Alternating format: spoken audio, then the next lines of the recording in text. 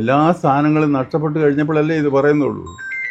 അങ്ങേ പിതൃസ്ഥാനത്ത് കാണുന്നുവെന്ന് നേരത്തെ പറഞ്ഞ ഗണേഷ് എന്തുകൊണ്ടായിരിക്കും ഇപ്പൊ ഇങ്ങനെ തുടർച്ചയായിട്ട് അങ്ങേ വിമർശിക്കുന്നത്? ഇപ്പൊ തോന്നിക്കാണും പിതൃവല്ലെന്ന്, പിതൃസ്ഥാനത്തല്ലാൻ തോന്നിക്കാണും, അതുകൊണ്ട് തന്നെ വിമർശിക്കുന്നത്. അങ്ങേരുടെ അച്ഛനെ പറ്റി ആര് പറഞ്ഞിട്ടില്ല? അങ്ങേര് തന്നെ അങ്ങയുടെ അച്ഛനെ പറ്റി വ്യക്തിപരമായ ആക്ഷേപങ്ങൾ പറഞ്ഞിട്ടില്ല. വൈകിട്ട് 7 മണിക്കാണ് യൂണിയൻ പിരിച്ചുവിടുന്നതിനെ കുറിച്ച് ആലോചിക്കുന്നത്. രാത്രിയിലാണ് പിരിച്ചുവിടും. അതിനെന്താ സംശയം? കണ്ണികളെന്ന് പറയുന്നത് എന്താ എൻ്റെ അർത്ഥം? അനധികൃതമായിട്ട് ഒരു മരത്തിൽ കയറി പിടിച്ചിരിക്കുന്ന ഒരു വസ്തുവാണ്. അങ്ങനെയല്ലല്ലോ, ഞാൻ അനധികൃതമായി ഒന്നും വന്നതല്ലല്ലോ. ഗണേഷ് കുമാർ പറഞ്ഞത് ചട്ടമ്പി ഒരു ചട്ടമ്പിയായിട്ട് മാത്രമാണ് കണ്ടേക്കുന്നത്. അതയാളുടെ ഭാഷയാണല്ലോ. സമ്മതിച്ചു. NSS ജനാധിപത്യം ഇല്ല എന്നാണ് പറയുന്നത്. നേരത്തെ പറഞ്ഞ ആരോപണം തന്നെയാണ് വീണ്ടും ആവർത്തിക്കുകയാണ്. അങ്ങേ ചോദ്യം ചെയ്തതിനാണ്. ജനാധിപത്യം ഇല്ലാത്തടത്ത് അതിനെതിരെ ആക്ഷേപമുള്ളവർക്ക് കേസ് കൊടുക്കാം, അവർ കൊടുക്കട്ടെ. ജനാധിപത്യമില്ല എന്ന് നിങ്ങൾ പറഞ്ഞതുകൊണ്ട്, അയാൾ പറഞ്ഞെന്ന് പറഞ്ഞുകൊണ്ട് ഞാൻ മറുപടി പറഞ്ഞു.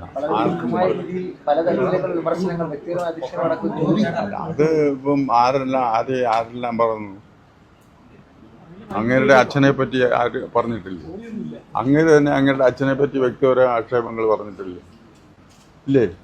ആ അച്ഛൻ മകനോട് പറഞ്ഞു, നീ NSS ജനറൽ സെക്രട്ടറിയും NSSനെയും സ്നേഹിച്ചു വേണം ജീവിക്കാൻ എന്ന് അച്ഛൻ എനിക്ക് ഒരു ഉപദേശം തന്നിട്ടുണ്ട്, ഞാൻ അതനുസരിച്ച് ചെയ്യും എന്ന് പറഞ്ഞിട്ട് എത്ര ദിവസമായി? ഈ എളുപ്പം പറഞ്ഞല്ലേ. 43 പേർക്ക് ജോലി നൽകിയതൊക്കെ ഈ സ്വജനപക്ഷപാതമാണ്, കുടുംബത്തിൽ നിന്നുള്ള രീതി. അത് ബന്ധുക്കളെന്നാണ് പറഞ്ഞത്. അതൊക്കെ ഞാൻ പറഞ്ഞില്ല. അവർ ഇതിനെല്ലാത്തിനും സമാധാനമുണ്ട്. ഇപ്പോൾ കുറേ കൂട്ടർ NSSനെ ഇല്ലാതാക്കാൻ വേണ്ടി കേസുമായി നടക്കുന്നുണ്ട്. അത് കീഴ്ക്കോടതിയിലും ഹൈക്കോടതിയിലും സുപ്രീം കോടതിയിലും അവരുടെ ഒരു വാലായിട്ടാണ് ഇയാളിപ്പോൾ സംസാരിക്കുന്നത്. അങ്ങനെയുള്ള അതിന്റെ ഭാഗം സംഘടിച്ചിട്ടുണ്ട്. അവരെല്ലാമാണല്ലോ അവിടെ മീറ്റിങ്ങിന് പങ്കെടുത്തത്. പങ്കെടുക്കാൻ നോട്ടീസ് ഉണ്ടോ? അങ്ങേക്കെതിരെ ഒരു ഗൂഢാലോചന നടക്കുന്നുണ്ടോ? എന്നെ ആൾക്കാർ ഞാൻ 64 വർഷമായി ഇതിനകത്ത് കയറിയിട്ട്. ഒരുത്തം വിചാരിച്ചാലും എനിക്കെതിരെ ഗൂഢാലോചന വെക്കാൻ പറ്റിയ തെറ്റൊന്നും എൻ്റെ ഭാഗത്തുനിന്നും ഉണ്ടായിട്ടില്ല. ഞാൻ എത്ര പ്രാവശ്യമായി മറുപടി പറഞ്ഞിട്ട് ആർക്കും അവിടെ നിഷേധിച്ചിരിക്കുന്നു? സുരേഷ് ഗോപി പുഷ്പാർച്ചന നടത്തില്ലേ? വൈസ് പ്രസിഡന്റ് പുഷ്പാർച്ചനയ്ക്ക് വന്നപ്പം വൈസ് പ്രസിഡന്റിനെ പുഷ്പാർച്ചന എടുത്താണ് പട്ടിയെ കയറ്റി അവിടെ പരിശോധിക്കണം. ഞങ്ങൾ ഈശ്വര തുല്യം ആരാധിക്കുന്ന ഒരു ക്ഷേത്രമാണ്. അതിനകത്ത് പട്ടിയെ കയറിയിട്ട് ആരും അവിടെ അദ്ദേഹത്തെ ആദരിക്കേണ്ടെന്ന് പറഞ്ഞു. അത് ഞാൻ പറയേണ്ട എൻ്റെ കടമയാണ്. ഇങ്ങനെ രൂക്ഷ വിമർശനങ്ങൾ ഉന്നയിക്കുന്നത് ഇവിടുന്ന് പത്തനാപുരത്തെ അതെനിക്ക് അറിഞ്ഞുകൂടാ. അതൊക്കെ അവർ നോക്കട്ടെ. അതിനൊക്കെ ആക്ഷേപം അയക്കുന്നുണ്ടെങ്കിൽ അയക്കും. കോടതി പോകാമല്ലോ. കോടതിയിലൊന്നും പോകുന്നില്ല. എന്താ ചായക്കട നടത്തി പോവുകയാണെന്നാണ് പറയുന്നത്. ആര്? NSSന്റെ നേതാക്കൾ. നിങ്ങൾ പലരും അവിടെ പോയി ആഹാരം കഴിക്കാറില്ലേ? എനിക്ക് മറുപടി അതേ ഉള്ളൂ. എന്തുകൊണ്ടാ? നല്ല ഭക്ഷണം ജനങ്ങൾക്ക് കൊടുക്കുന്ന, ന്യായമായ തൃപ്തികരമായ കൊടുക്കുന്ന ഒരു സ്ഥാപനം അത് കേരളം മുഴുവൻ ഉണ്ടാകണമെന്നാണ് എൻ്റെ ആഗ്രഹം.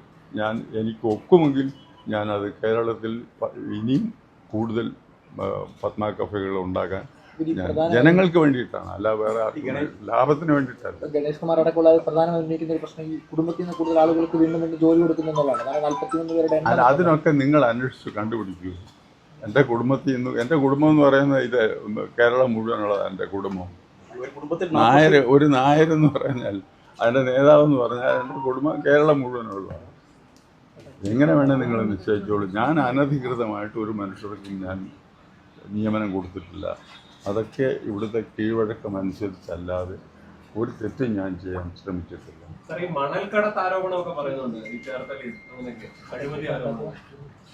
ആര്? വ്യക്തിപരമായിട്ടുള്ള അധിക്ഷേപത്തിലേക്ക് കൂടി കാര്യങ്ങൾ വന്നിരിക്കുന്നത്. താങ്കൾ ഇവിടെ വരുമ്പോൾ, ആളുകൾ വരുമ്പോൾ മുഖത്ത് നോക്കുന്നില്ല എന്നതടക്കമുള്ള ചില വിമർശനങ്ങൾ കൂടി അദ്ദേഹം മുന്നോട്ട് വെച്ചിട്ടുണ്ട്. അതെന്നാ ഈയൊക്കെ തോന്നിയത്? ഇപ്പോൾ വർഷത്തിലായി.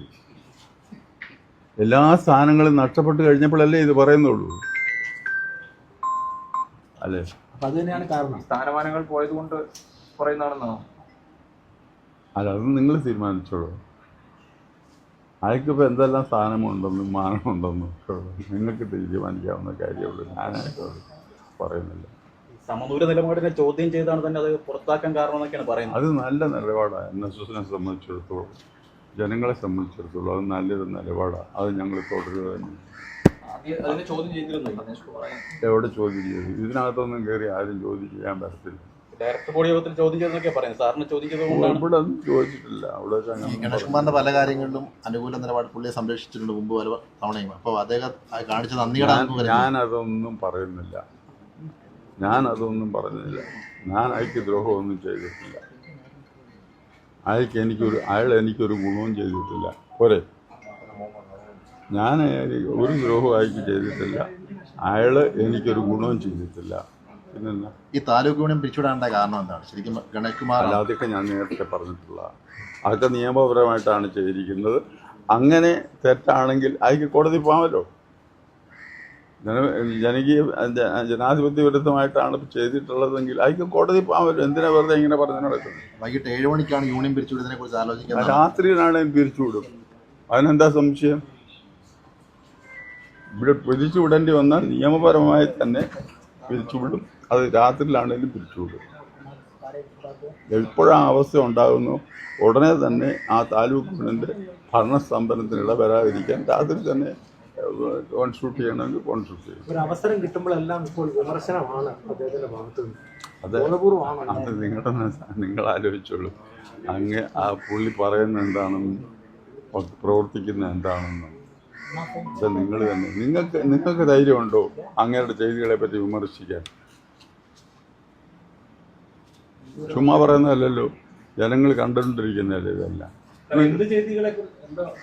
നമുക്ക് അങ്ങനെയുള്ള ഒരു കാര്യവും വേണ്ട. ഞാൻ അതിനെപ്പറ്റി അയാളുടെ മറ്റു കാര്യങ്ങളെപ്പറ്റി ഞാൻ പ്രതികരിക്കാൻ ഉദ്ദേശിക്കുന്നില്ല. ജനാധിപത്യം NSSനെ സംബന്ധിച്ച് ചോദിച്ചതുകൊണ്ട് ഞാൻ അതിനെ മറുപടി പറയുന്നുള്ളൂ.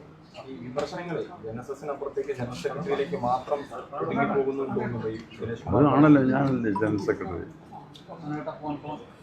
ഈ എക്സിക്യൂട്ടീവ് അധികാരി എന്ന് പറയുന്നത് NSSന്റെ ജനറൽ സെക്രട്ടറിയാണ്. അതൊരു വ്യക്തിപരമല്ല, ഒരു സ്ഥാനത്തെയാണ് വിമർശിക്കുന്നതെന്ന് പറയാം എന്നൊന്നും ഞാൻ പറയുന്നില്ല. നിങ്ങൾക്കറിയാമല്ലോ വ്യക്തിപരമാണോ അല്ലയോ എന്നുള്ളത്. ഇനി പറയുന്നതൊക്കെ എന്തോന്ന്? NSS പിടിക്കാൻ ജനറൽ സെക്രട്ടറി എന്ന പറയുന്ന ആളിൻ്റെ ആണോ പറയുന്നത്? അല്ലല്ലോ. NSS പിടിക്കാൻ അണിയറയിൽ നീക്കം നടക്കുന്നുണ്ടോ? അത് ഒരുപാട് തുടങ്ങിയതാണ്. 112 വർഷമായി. അദ്ദേഹം ഇരിക്കുമ്പോൾ മുതലേ തുടങ്ങിയിട്ടുള്ളതാണ്. എനിക്കത് കണ്ട അനുഭവമുണ്ട്.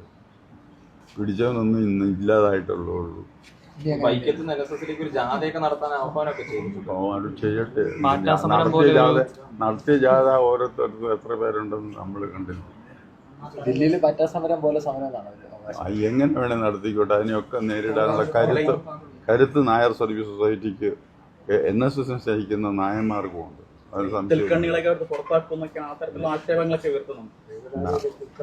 അതെ, തിൽക്കണ്ണികളെന്ന് പറയുന്നത് എന്താ അതിൻ്റെ അർത്ഥം? അനധികൃതമായിട്ട് ഒരു മരത്തിൽ കയറി പിടിച്ചിരിക്കുന്ന ഒരു വസ്തുവാണ്. അങ്ങനെയല്ലല്ലോ. ഞാൻ അനധികൃതമായി ഒന്നും വന്നതല്ലല്ലോ. ഇവിടെ അനധികൃതമായല്ലോ. ഇത്തവണ നടന്നല്ലോ തെരഞ്ഞെടുപ്പ്. ആരെങ്കിലും ഉണ്ടായിരുന്നോ എതിർക്കാൻ? അവിടെ ഹാജരായിരുന്ന ആളുകൾക്ക് അവരോട് ഞാൻ പരസ്യമായിട്ട് ചോദിച്ചു, നിങ്ങൾക്ക് എൻ്റെ പ്രവർത്തനത്തെ സംബന്ധിച്ചോ NSSൻ്റെ പ്രവർത്തനത്തെ സംബന്ധിച്ചോ പരാതി ഉണ്ടെങ്കിൽ ഈ വേദിയിൽ വെച്ച് ചോദിച്ചാൽ എനിക്കൊരു എതിർപ്പുമില്ല. അത് വ്യക്തിപരമാകട്ടെ, അതുപോലെ സംഘടനാപരമാകട്ടെ, രാഷ്ട്രീയമാകട്ടെ. ഈ ചട്ടമ്പി സ്വാമികളെയൊക്കെ അംഗീകരിക്കാത്ത ആളാണ് NSSന്റെ തലപ്പത്ത് എന്ന് പറയുന്നത്. അത് അങ്ങോട്ട് കയറി ചോദിക്കുന്നു.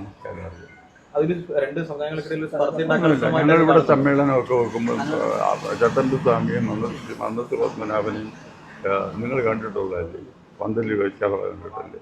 ഒന്ന് ഞങ്ങളുടെ സമുദായകാരൻ, മറ്റേത് നമ്മുടെ ആത്മീയ ആചാര്യൻ. അങ്ങനെ നമ്മൾ ഇവിടെ ആരാധിക്കുന്നുണ്ട്. ഞങ്ങളാരും ആരെയും. ഗണേഷ് കുമാർ പറഞ്ഞത് ചട്ടമ്പി സ്വാമി ഒരു ചട്ടമ്പിയായിട്ട് മാത്രമാണ് കണ്ടേക്കുന്നത്. അതയാളുടെ ഭാഷയാണ്. ഗണേഷിന്റെ പ്രശ്നം നിലനിൽപ്പിന്റെ പ്രശ്നമാണോ സത്യത്തില്? ഞാനതൊന്നും പറയുന്നില്ല. എല്ലാ അധികാരങ്ങളും പോയപ്പോ അതായത് എനിക്ക് അതിനെപ്പറ്റി ഒരു കമൻറ്റും ഇല്ല. ഞാൻ നിങ്ങൾ ചോദിച്ച മറ്റു ചില വിഷയങ്ങളെ സംബന്ധിച്ചൊന്നും സൂചിപ്പിച്ചു, അറിയാൻ വേണ്ടി പറഞ്ഞുള്ളൂ. അങ്ങേ പിതൃസ്ഥാനത്ത് കാണുന്നുവെന്ന് നേരത്തെ പറഞ്ഞ ഗണേഷ് എന്തുകൊണ്ടായിരിക്കും ഇപ്പൊ ഇങ്ങനെ തുടർച്ചയായിട്ട് അങ്ങേ വിമർശിക്കുന്നത്? ഇപ്പൊ തോന്നിക്കാണും പിതൃവല്ലെന്ന്, പുതുസ്ഥാനത്തെല്ലാം തോന്നിക്കാണും, അതുകൊണ്ട് തന്നെ വിമർശിക്കുന്നത്. അങ്ങേ അനുകരിച്ച് കാണിച്ച പോലെ പരീക്ഷിക്കുകയായിരുന്നു. അനുകരിച്ച് കാണിച്ച് അങ്ങ് എങ്ങനെയാണ് സംസാരിക്കുന്നതൊക്കെ കാണിച്ചുള്ള ഒരു അഭിനയിച്ച് കാണിക്കുക. അത് അയാളുടെ കല ഇതാ സാമർഥ്യമാണ്, അതിലുള്ള കല സാമർഥ്യം. കണ്ടിരുന്നോ അത്? ഞാൻ കണ്ടില്ല. മുൻപ് സുരേഷ് ഗോപിയൊക്കെ പരിഹസിച്ചിരുന്ന ആളാണ് ഗണേഷ് കുമാർ. ഇപ്പൊ സുരേഷ് ഗോപി ഇവിടെ കയറ്റാത്തതൊക്കെ ഒരു വലിയ പ്രശ്നമായിട്ട് അദ്ദേഹം ചൂണ്ടിക്കാണിക്കുകയും ചെയ്യുന്നുണ്ട്. അത് അങ്ങനെ സമയം മാറി പലതും പറയും പലരും. സോളാർ കേസിലൊക്കെ ഞാൻ എന്തെങ്കിലും നിങ്ങൾ ഇത്ര നാളായല്ലേ എന്നെ കാണുന്നു, ഒരു കാര്യം ഞാൻ പറഞ്ഞിട്ടുണ്ടെങ്കിൽ അതിന് വിരുദ്ധമായിട്ട് സമയം മാറിയോ അല്ലെങ്കിൽ എന്തെങ്കിലും ഒരിക്കലും അതിന് വിരുദ്ധമായിട്ടൊരു നിലപാടെടുക്കുകയോ സംസാരിക്കുകയോ ഞാൻ ചെയ്തിട്ടുണ്ട്. ഞാൻ പറഞ്ഞിട്ടില്ല, അല്ലെങ്കിൽ ക്ഷമ പറയാ, ഒന്നും ഉണ്ടായിട്ടില്ലല്ലോ. ഞാൻ വളരെ ആലോചിച്ച് കണ്ടേ പറയത്തുള്ളൂ. അതൊന്നും തിരിച്ച് വിഴുങ്ങേണ്ട ഒരു സാഹചര്യം ഒരിക്കലും ഉണ്ടായിട്ടില്ല. സോളാർ കേസിൽ ഉൾപ്പെടെ പല സമയത്തൊക്കെ തന്നെ ഗണേഷിന്റെ പല നിലപാടും കണ്ടിട്ടുള്ളതാണ്. അപ്പോൾ ആ സമയത്തൊക്കെ നിലനിൽപ്പിന് വേണ്ടിയായിരുന്നു ഗണേഷ് അത്തരത്തിൽ? ഞാനത് പറയുന്നില്ല, അതിനെപ്പറ്റി അതൊന്നും പറയുന്നില്ല, അങ്ങനെ പറയുന്നില്ല. ശരി.